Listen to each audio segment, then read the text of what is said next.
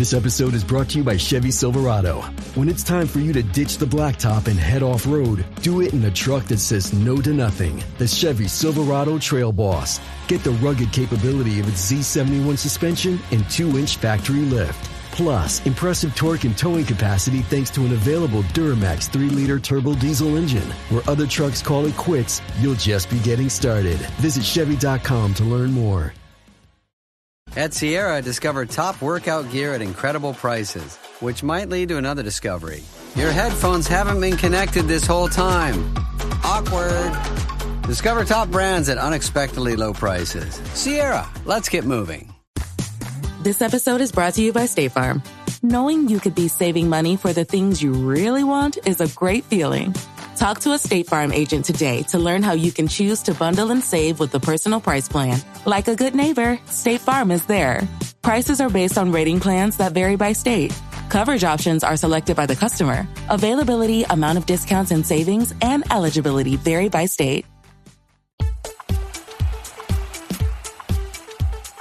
Hello and welcome to the 1865 podcast and our match report as we look back on Forest's 1-0 defeat to Chelsea, a result which means that Forest will be in the Conference League next season, and unfortunately, because Forest lost, they couldn't capitalise on results around them and they missed out on the opportunity to play either in the Europa League or the Champions League. I'm Stephen Toplis and I'm joined by Tom Newton for this match report. Tom, we're recording a couple of hours after the final whistle. What are your thoughts on how things have gone today for Forest and how everything played out? Gutted, really. We've been magnificent all through the season. I've said this in the last month to 6 weeks, is that we've just basically run out of gas. We've been basically relying on 13 or 14 players, where other teams have got like 25 players to choose from. And I don't think we lost it today. Let's get that right. I think it's been a combination of inconsistencies and other things not going our way, i.e. we didn't see the game out against Everton about a month ago. We had some really favourable fixtures on paper against Brentford and Leicester. And ultimately got 1 point out of a possible 6. And yeah, today I didn't feel we played that well today. I think Chelsea tactically outdid us. We didn't really. Sanchez hasn't really had much to do, has he? And Chris Wood, as great as he's been all season, he's missed 2 chances, which you probably would have said about, I don't know, a few months ago would have been his bread and butter. The second one from a long punt from Matt Sells, who's another player who's been magnificent this season and obviously got joint Golden Glove. I mean, yeah, it's just gutting, isn't it? And we've got to go into a bloody playoff now, and it always comes back to that way thing, isn't it? The easy way, the hard way, and the Forest way. And in typical Forest fashion, everything goes our way in terms of results elsewhere, but we just didn't get the job done. But like I says, it's not just on today, it's the last few weeks, especially at home. We haven't got the points what we should have got, really. Let's start by having a look at the team news then. So Forest unchanged. So we had Matt Sells in goal. We had a back four of Ola Aina, Nikola Milenkovic, Murillo and Nico Williams. In midfield, we had Ibrahim Sangare and Elliot Anderson, and just in front of them, Nicholas Dominguez, Morgan Gibbs-White and Anthony Elanga, with Chris Wood as the lone striker. Callum Hudson-Odoi was on the bench. Murillo was back in the starting lineup, which was good. And on the whole, Tom, I felt pretty confident when I saw that team. Forest as close to full strength as possible. I would perhaps have put Hudson-Odoi in there, but we know the injury concerns and worries that he's had recently. But yeah, just going back to the start of the game and the beginning of the day and the anticipation around this fixture, it was all set up beautifully for Forest, wasn't it? To come into this game, try and get the win and just see where it takes them. Yeah, I mean, it would have been nice for Hudson-Odoi and go for it kind of thing, and whether injury, doubts or whatever. But if he's fit enough to be on the bench, then he's fit enough to start in my eyes. And I think not being able to play Elanga and Hudson-Odoi in recent matches has probably been a bit of an Achilles heel for us. Another brilliant display by Forza, which I helped out with yesterday. And I think it was gearing up to be a decent day, good atmosphere in Trent now before with my mates and everything, and many other Forest fans in there. But I just think, I thought out of the two, I think we shaded it for the first half. There weren't many chances, was there? And then with that Chris Wood chance just before half time, where he probably hasn't got the right contact on it. I think he shinned it more than anything's gone over the bar. But I thought Forest were good value for the money for like first half at least. But again, it was just come out second half, bit of a slow start, and it's a really, really sloppy goal, isn't it? And Levi Colwell, which ironically he was the bloke who got us into the Premier League after that own goal when he was on loan at Huddersfield a few years ago. So it was a really scrappy goal, and I mean we had a couple of half chances, but Chelsea tactically outdid us. They managed the game really well and defended really well, and Sanchez hasn't had a really great deal to do, has he? No, and neither keeper really had much to do throughout the game. I know that you're saying that Chelsea did a job on us, and I agree with you, but I wasn't wholly impressed with Chelsea in terms of their overall play. And looking on the balance of things, I thought it was an opportunity for Forest to win the game, and while Chelsea set up well, I still think Forest, certainly the Forest of a few weeks ago, and the Forest of earlier in the season, would have been able to break through that Chelsea team and get a result. Particularly how the first half played out. It did have a cup final feel to it, didn't it? It was very cagey, and neither team wanted to give anything away. Yeah, exactly. And another thing in the second half was that we just couldn't get our big hitters in the game, could we? I mean, apart from that opportunity, what Chris Wood had, we couldn't really give him much service. Gibbs White was a bit ominous, really. He couldn't get him on the ball. And Lange, he had a couple of times going down Cucurella's side of the pitch, but as soon as he got it, it was like one of the centre-halves come across and doubled up on him. And I think he got to like 60 minutes and he was shot, and ultimately he went off, didn't he? Trying to get a bit more attacking purpose onto the pitch. But like I said at the start of this match report, is that I think the damage was done in the last few weeks. Everton, Brentford, Leicester. It's just, football's a cruel sport, isn't it? And like I said, everything was going in our favour, and it did go in our favour, but ultimately we couldn't get the job done. But we haven't been able to get the job done in recent weeks. And like I said, fantastic season and all of that. Best season in a long, long while. At least 30 years kind of thing. But we just didn't have enough in the tank, and we're relying on the 11, which we know what our best 11 is. We had a couple of injuries in that, and he's only scored one goal this season. He was a bit hit and miss, wasn't he?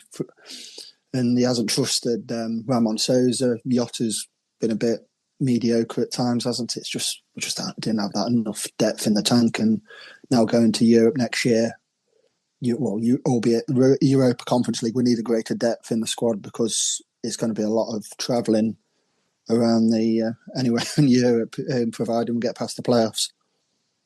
Yeah, and that's another facet of European football that we've got to consider now, is that if we'd finished in a Europa League spot, we'd have been straight through to the main stages of that competition. Same with the Champions League, but the Conference League, we're actually not guaranteed anything yet. We've got to get through a playoff in August. Yeah, and looking at the list, what somebody tweeted, it's like it's no foregone conclusion. You've got to really play some like tricky teams who we don't really know much about. You could be going to Eastern Europe or whatever, or you could be playing against some of the teams in like Scandinavia. You just don't know. It's a bit of an unknown. Where in the Europa League and Champions League, you see these teams week in, week out kind of thing. You know what they bring to the table, but there's some tricky teams out there. So like I say, it's not a foregone conclusion that we're going to get past the playoffs. I'm going to be positive. Like any Forest fan, that's the hand we've been dealt with in terms of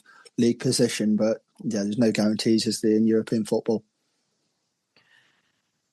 bringing it back to today's game then, and it was a game of very few chances. In the first half, we had Chelsea in down the right-hand side with Cole Palmer. He put a ball into the middle and Pedro Neto got on the end of it but knocked the ball over the bar. And then at the other end, a very similar story where Forest with Ola Aina on the right-hand side crossed the ball in for Chris Wood.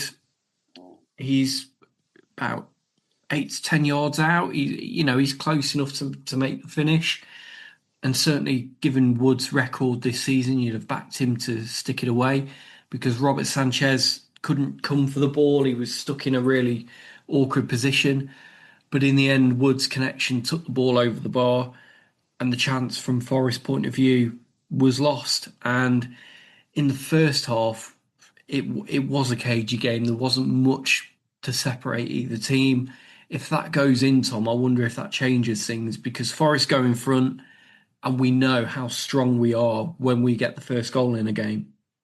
Yeah, I think even right at the start of the game, it's like you just knew that one goal was going to be enough in this game and you just hope that it come Forest's way. But as you just mentioned, we know how Forest set up as soon as they get a goal in front. But yeah, I just thought that, the first half in particular was just a matter of like each team or each side would like feeling the other one out and then obviously regroup at half time. And I just thought that the start of the second half, it was just like reminiscent of our first two seasons back in the. I thought we were very slow out the blocks, and Chelsea got a foothold, and obviously, which we'll talk about in a second, with their goal. But yeah, it was a really cagey game, and like I says, one own goal was going to do it, and unfortunately for us, Chelsea got the goal, we didn't, and they're celebrating with Champions League football. I've just watched the Wood opportunity back in the first half, and he gets to the ball before Sanchez. Sanchez actually comes out and dives for it. I didn't quite see that at the time. And Wood, it comes off his shin and over the bar. But if a slightly different connection on that, and the ball's nestling in the back of the net, Forest are one up, and everything's going to plan. But yeah, if we move on to the second half, then so it was 0-0 at half time.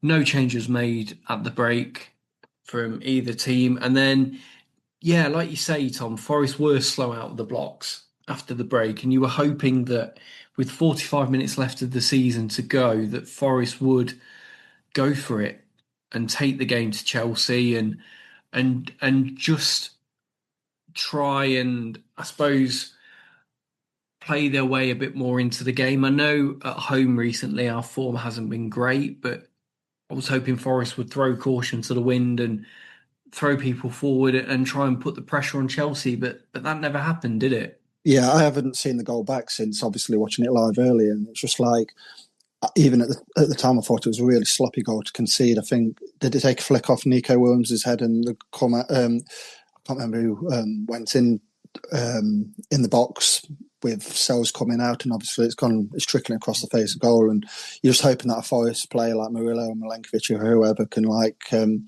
just clear it away, and it come to Colwell, and even as a centre half, he's not going to miss that. It's bread and butter for him, isn't it? So yeah, it's a really sloppy goal to concede, but then obviously Forest have got no other option to obviously go for it, and as soon as that goal goes in, Hudson-Odoi is like stripped and ready.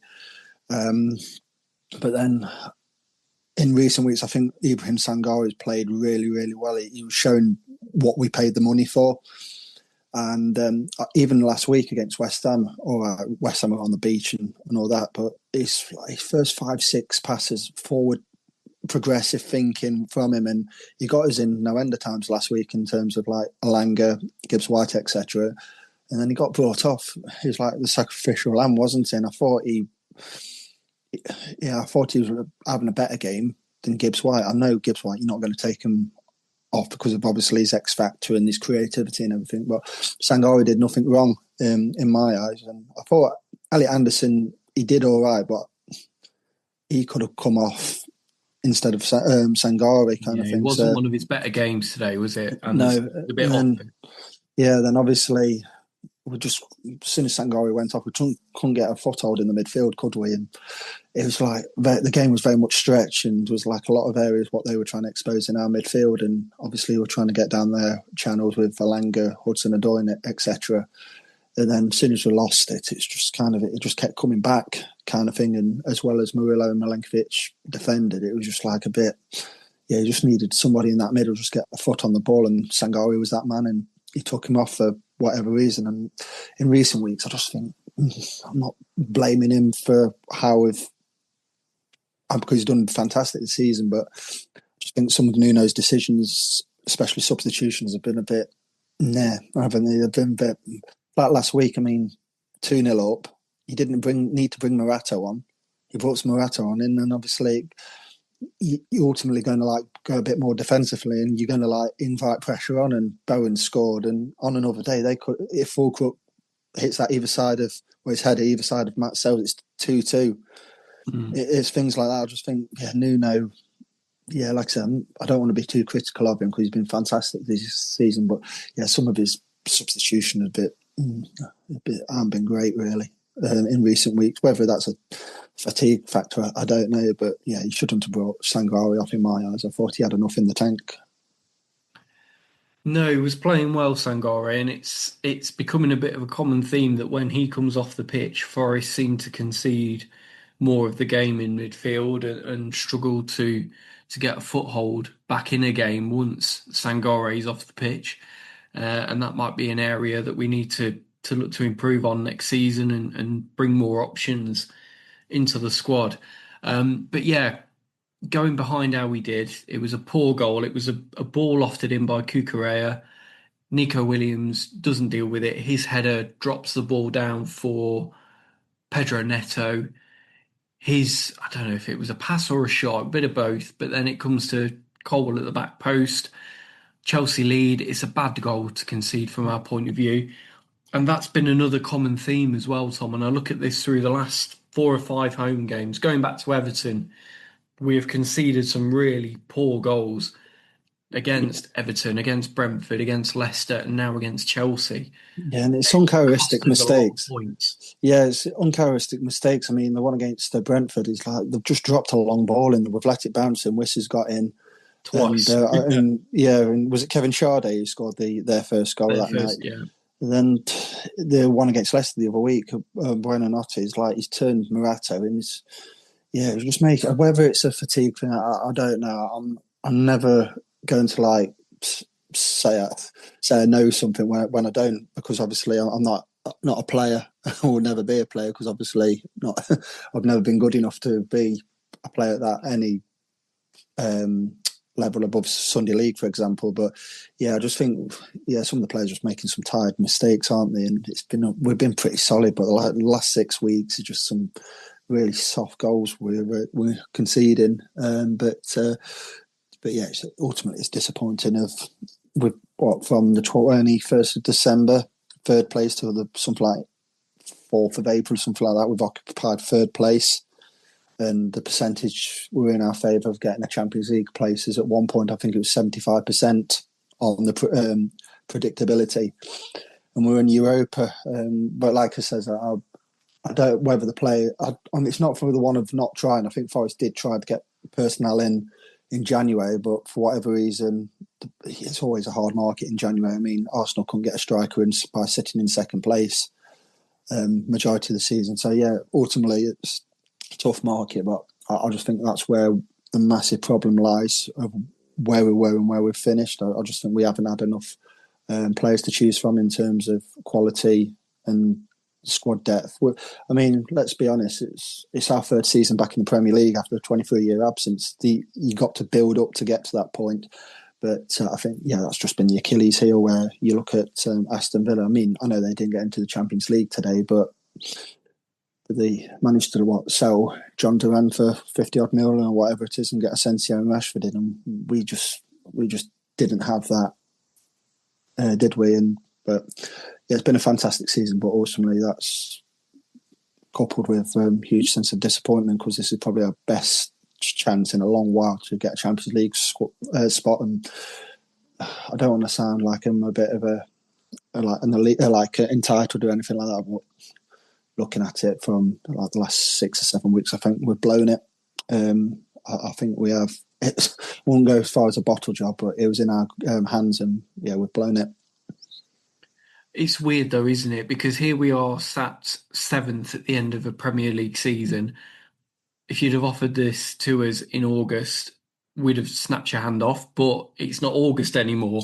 No. The season has played out how it has. Forest were in such a commanding position for Champions League for so long. Yeah. And then we've ended up with the Conference League. It's natural that we're going to feel disappointed, aren't we? Well, we all know it's like everybody goes back, so many years ago I was in League One and was at the arse end of the Championship, etc., etc. But when you've got that in your grasp and what it could do for the club, it's life-changing, isn't it? That pot of money, of getting a better calibre of player to build that team and everything, because you've got Champions League football and your club grows. And now we're looking at the strong possibility that Gibbs White's probably played his last ever game in a Forest shirt. And like I said, I've never had a problem with Forest selling players. It's how you obviously how do you replace them? And Gibbs White is a fantastic talent. I think he's been brilliant, hasn't he? For the last 3 seasons we've had him since he come in summer of 2022. But yeah, he's going to be a massive loss.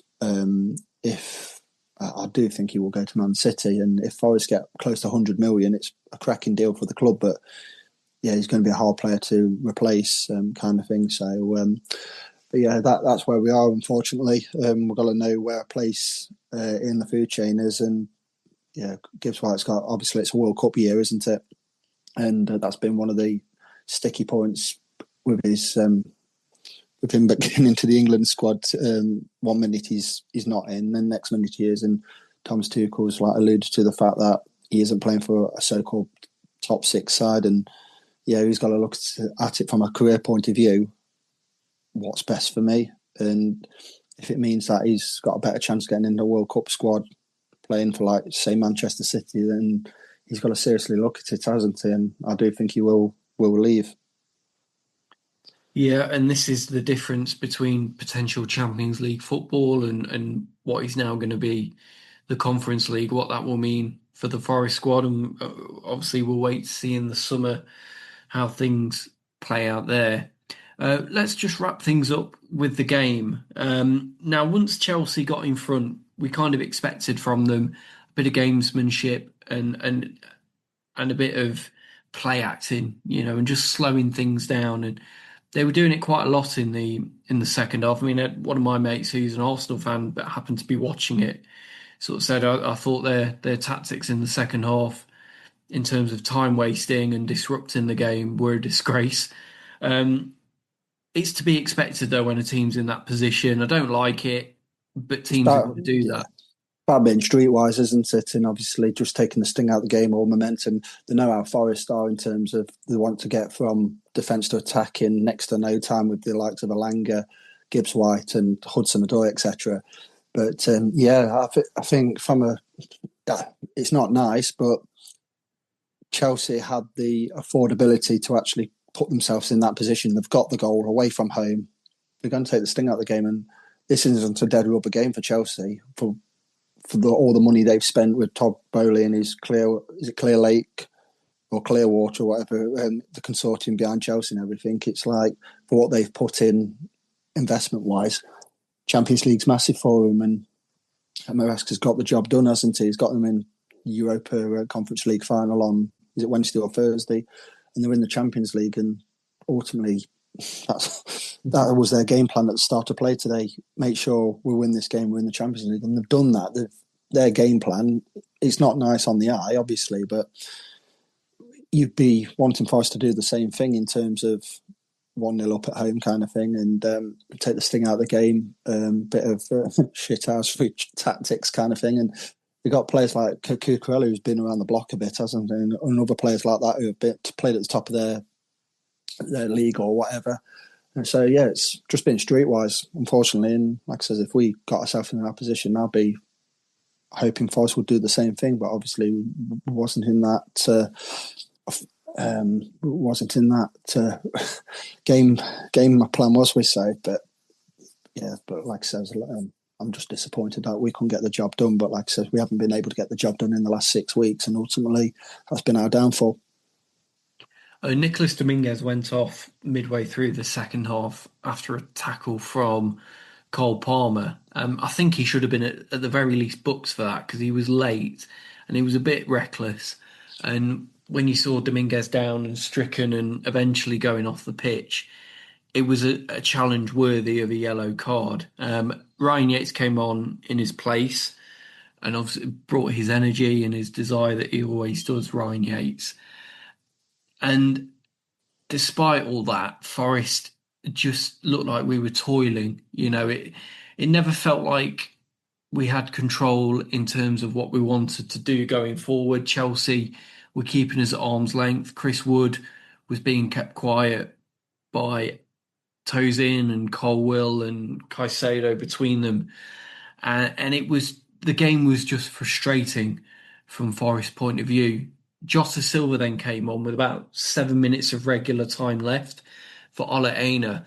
It was interesting looking at Aina as he was coming off because when he saw that he was being substituted, he sort of put his arms up as if to say, what's going on? And he was very surprised by it. But I think by that point, I was just thinking, just get off the pitch. We need to try and get back into this game. Yeah. You can worry about all, the ifs and whys and hows afterwards. Just get off the pitch and let's get fresh legs on and try and do something. Yeah. I thought Olaina was knackered, to be honest, again. There was a period of play where they just kept knocking it around him and he just I wouldn't say he gave up or anything like that because the Forest players did put 110% effort in today. There's no denying that. Obviously, they just didn't get that fortune, did they, in front of goal. But yeah, there was a period of play where they're just knocking it around all around and he was like done kind of thing. And let's not forget, he's just come back from injury.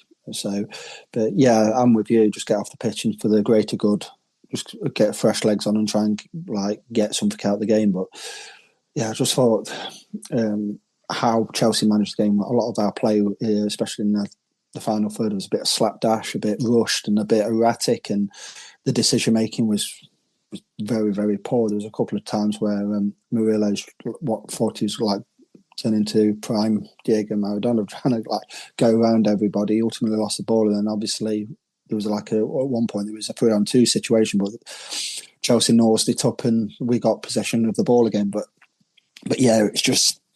Yeah, I just thought a lot of our impetus in the final third, especially as the game was in his dying embers, is that we just couldn't get in behind. And when we did get behind, we was either offside or whatever. And Wood had that glorious chance, didn't he, from that long pass from Matt Sells. But yeah, to be honest, like I said, I don't really want to knock Chris Wood today because he's been brilliant. But yeah, I thought especially his second chance in the second half, which we just mentioned, he should be burying that really. But it's sports and maybes, isn't it? Yeah, and by this point of the game as well, late in the second half, word had got round of other results going Forest's way. So Everton were winning at Newcastle. Villa were 2-0 down at Man United and a man down as well. So everything was set up for Forest to come back and at least, if not win the game, get a point, go above Villa and finish in the Europa League. So I think a lot of people in the stands knew what was happening elsewhere and what was at stake. Yeah, I've got a good mate who's a Villa fan and I rang him in midweek and he says, we're not getting anything at Old Trafford.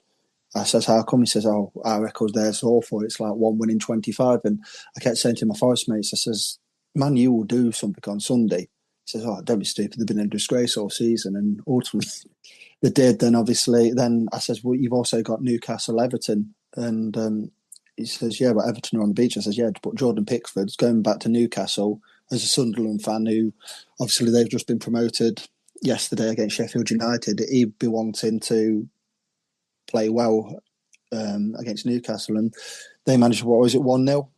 Yeah. But it's just typical Forest fashion, isn't it? It's like I've said, the easy way, the hard way, and the Forest way. And not in recent seasons or whatever, results haven't gone our way. and Forest haven't got the job done. And it's again today the first time in a long while the results go our way, but we just didn't get the job done. But like I've said like a few times on this report, is that the damage was done in the last 6 or 7 weeks by was it something like, I can't remember what the stat is now, but it's really awful with the points available at home. Yeah, I think it's 1 in 12. 1 in the last 12 points available at home, Forest have got. So, that tells the story, doesn't it? But it's just, like I said, it's ultimately disappointing. But we'll push ourselves down, see what this summer comes. Hopefully, reinforce the squad. A couple may leave, which we've alluded to, and we'll go again next season with hopefully a stronger squad, deeper squad, and get past that tricky Europa Conference playoff, and try and get some away games, which I think that's me of a certain generation, because I was too young to go to the UEFA Cup in the mid-90s, which obviously it's coming up to 30 years since that campaign. I missed out on that because I wasn't old enough, so it's very much on my bucket list to go to at least one European away game watching Forest. So hopefully we'll get past whoever, some mountain town from the outskirts of Sarajevo or whatever in Bosnia, and then get into the Europa Conference League proper. And I don't want to get too bored from the station, but if we do get into the Europa Conference League proper, we'd be one of the favourites, and I think we've got to go out and try and win it, because the Conference League has been quite favourable for English clubs in recent years. I mean, Aston Villa, was it last season, lost against Olympiacos. Chelsea were in the final against Betis this week, and West Ham won it against Fiorentina a few years ago. So, I think it's very much a winnable competition if we apply ourselves in the correct manner.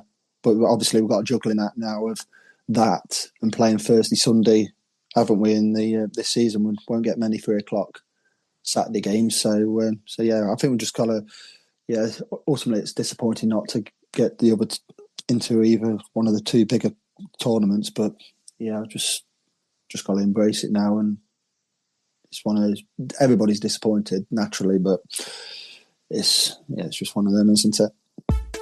The 1865 Match Report. Eczema isn't always obvious, but it's real. And so is the relief from Ebglyss.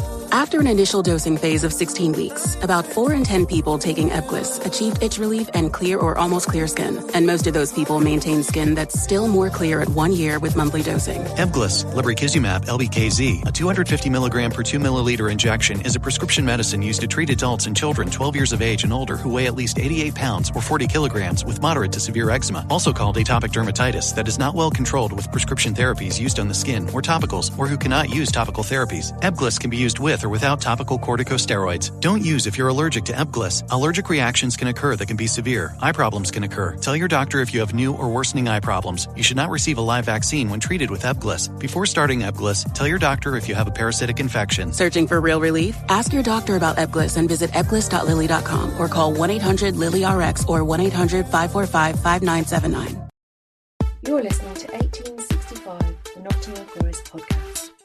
Hey guys, it's Nick here from that Chelsea podcast. So the full-time whistle has blown on the Premier League season and at the City Ground, and it was a 1-0 victory for Chelsea, securing Champions League qualification, ending their 2-year hiatus from Europe's Premier competition. And it was a game devoid of much quality, much chances, I would say. I would mean Rob Sanchez in goal for Chelsea was not really tested. Obviously, I know from your point of view, there'll be a bit of frustration on Chris Wood for perhaps a couple of sort of half chances, or maybe a bit more than half chances that he squandered. And for Chelsea, the goal is probably the only way Chelsea really were going to score today against you guys. As said, it was a bit of a scrappy goal, and it's, Levi Cole getting on the end of a sort of Pedro Neto pass to put Chelsea 1-0 up and get the crucial decisive goal. But in the end, wouldn't have even mattered too much given the results that Aston Villa and Everton both lost. A draw would have been enough for Chelsea. A draw then also would have got you guys Europa League qualification, but it is the Conference League for you guys, which I guess for your first foray into Europe for many years is not a bad way to start. Obviously, the Europa League certainly a lot more glamorous from the Conference League, as I, a Chelsea fan, can attest to this season, playing a lot of teams that you've just simply never heard of before. But yeah, the main thing is for Chelsea, that was big. It was a big test today, going to a ground that, the top teams have struggled at. We've seen that Arsenal and Liverpool have drawn there. City have lost there this season. It was not going to be an easy game, but I thought Chelsea actually dealt with the task at hand pretty well. That was a pretty mature performance from us. And I think, perhaps, you guys, when you're talking pod, maybe there'll be a bit of disappointment, frustration on your side, but you didn't really, overly test us. I don't know the perspective from before fans, but I thought overall Chelsea dealt with the test well. Well done for you guys on what I will say from an outside perspective was a very good season. I think, I openly admit I had you guys down for relegation at the start of the season, so you've surprised me and surprised many people. So good luck in the Conference League next season. I guess try and enjoy it. There'll be points, maybe you're questioning, is it really worth it? Potentially, I don't know. But look, it's well done on a good season overall, and you just came up short today. But it was a big win for Chelsea. So we the Chelsea fans, are very happy with that.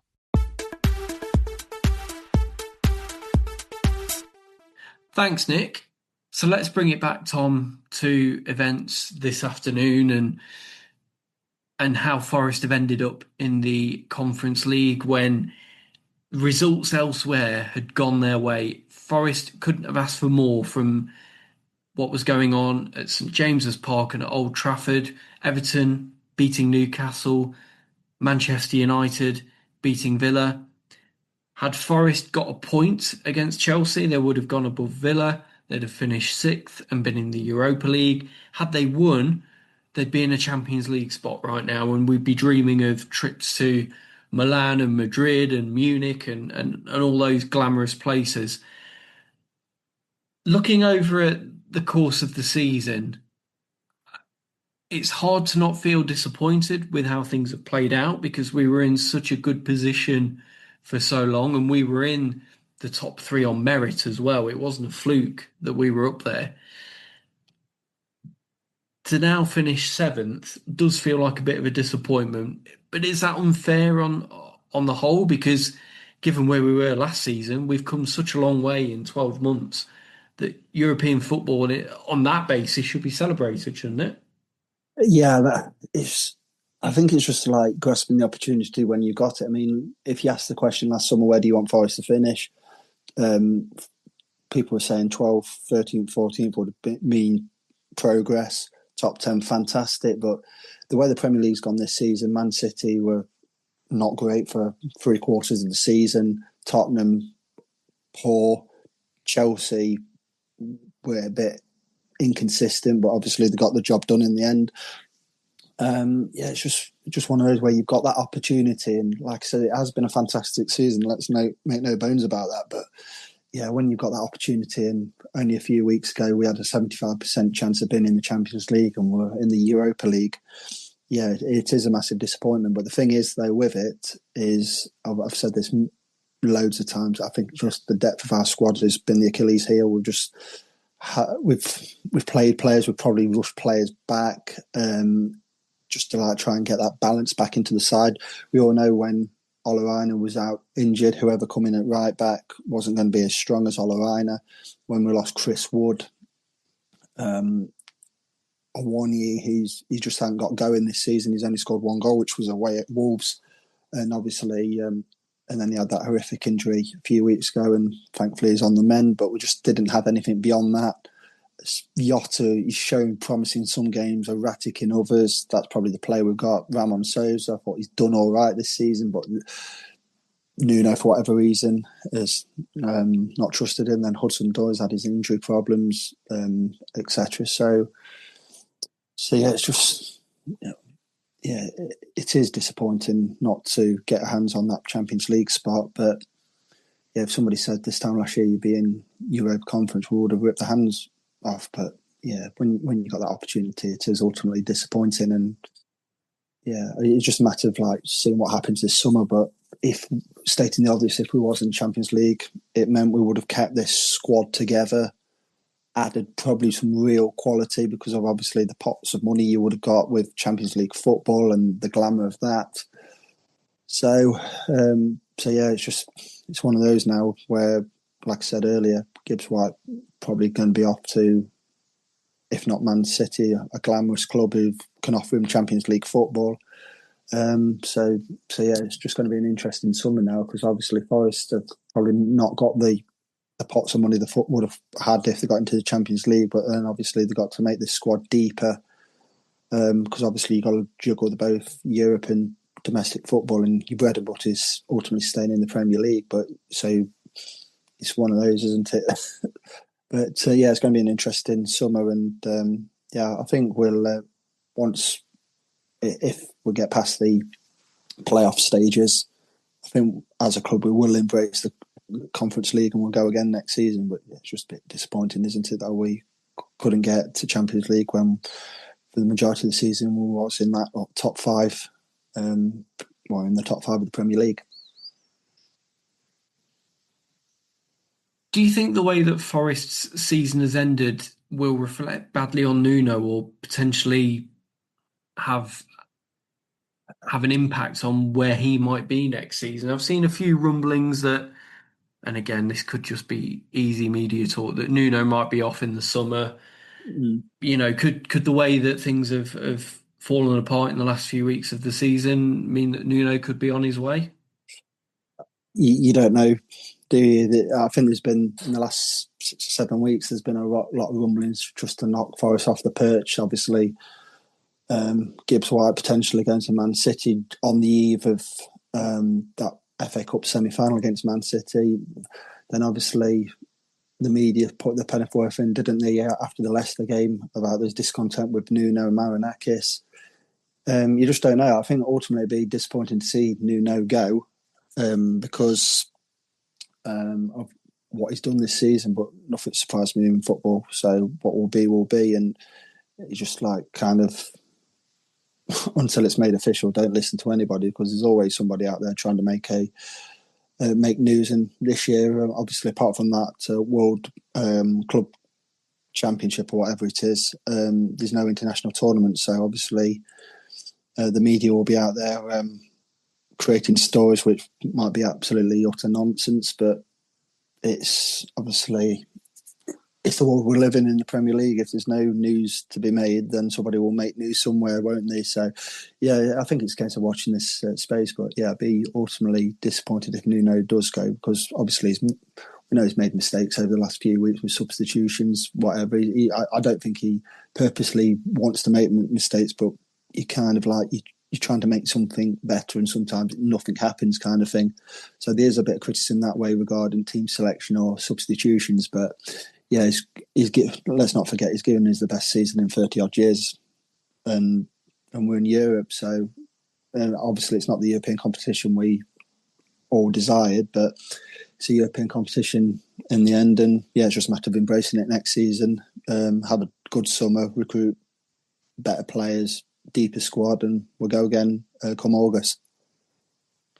We will indeed. We will leave it there then, and that brings us to an end to this match report. And for our match reports for the whole season, it means today's result that Forest finish 7th in the Premier League, 4 points ahead of Brighton in 8th, a point behind Villa, who finished 6th, and ultimately a point, albeit with goal difference, behind Newcastle, who took the final Champions League spot by finishing 5th despite their defeat to Everton. So a disappointing end to the season for Forest, but nevertheless, European football is secured, and we look forward to next season and your potential adventures overseas. Thank you to Nick from That Chelsea Podcast for providing an opposition view. Thanks to Tom Newton for joining me, and thank you for joining us. We will also have our football terrorist show with you soon. We're recording that in the week. Don't forget to join us for that one as well. Until then, thanks again for listening, and we'll see you next time.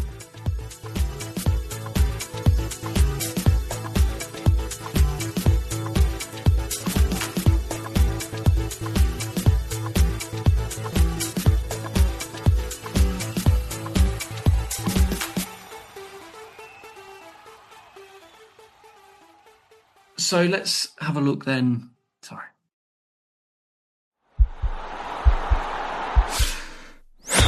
This podcast is part of the Sports Social Podcast Network.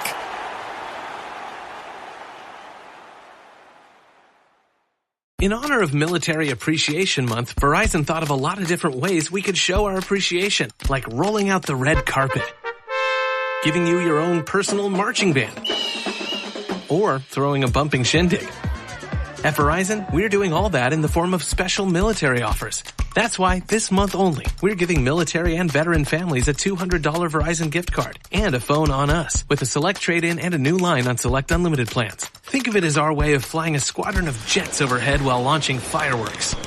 Now that's what we call a celebration, because we're proud to serve you. Visit your local Verizon store to learn more. $200 Verizon gift card requires smartphone purchase $799.99 or more with new line on eligible plan. Gift card sent within 8 weeks after receipt of claim. Phone offer requires $799.99 purchase with new smartphone line on Unlimited Ultimate or Postpaid Unlimited Plus. Minimum plan $80 a month with autopay plus taxes and fees for 36 months. Less $800 trade-in or promo credit applied over 36 months. 0% APR. Trade-in must be from Apple, Google, or Samsung. Trade-in and additional terms apply.